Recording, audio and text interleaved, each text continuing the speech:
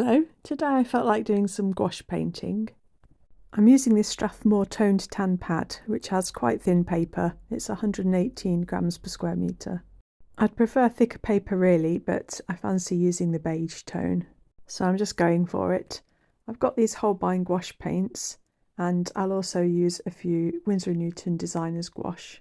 I'm using this photo, which I took on the Lizard Peninsula on the south coast of Cornwall, as my reference photo. And I start off just doing a rough pencil sketch. I don't want to fill in the whole page, so I'm just making a smaller frame for myself. I just sketch in the very basic outlines and then start blocking in the main areas in gouache, or gouache as you might pronounce it. I don't use gouache very often, but I've had some Winsor & Newton Designers Gouache for quite a while now, and I really enjoy that. Last year though I discovered Holbein Gouache, which is really lovely too. These are my swatch charts which I use, and I like to keep them to hand when I'm painting with gouache so that I can see what they look like mixed with the white. I'm not 100% sure that this is the way you're supposed to work with gouache, but I just fill in the large areas, and while they're still wet I can do some colour blending, and then as these layers dry out I add more detail on top of them. For the larger areas I use two different flat brushes from Rosemary & Co.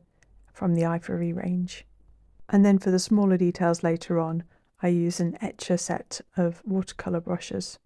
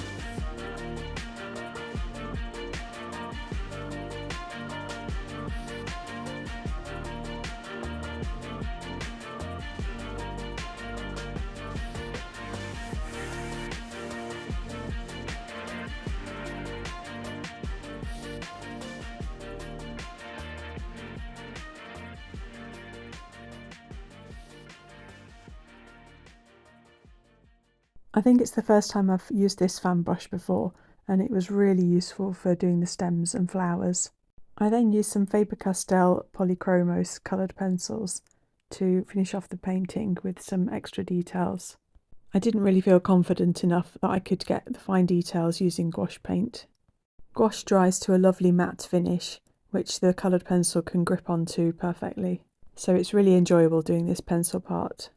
I wasn't overly pleased with how I'd done the sea, and being able to add white pencil onto it really helped, I think, and made life a bit easier for me.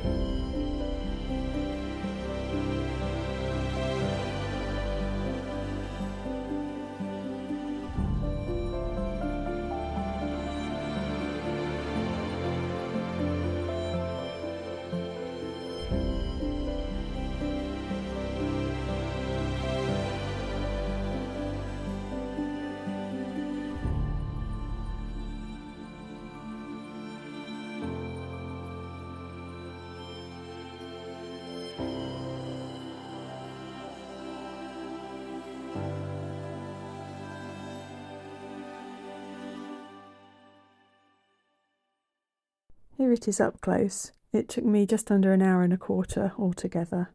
I really do like the look of the gouache on the beige toned paper. I think it makes the highlights really pop.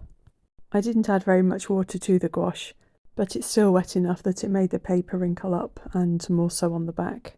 It's what I would expect from this thickness of paper, and so I have actually ordered 2 sketchbooks, which are beige tone as well, but which are thicker paper, so it'd be interesting to have a play with those when they arrive. Well, thanks ever so much for watching, and I hope you got something out of it. Bye!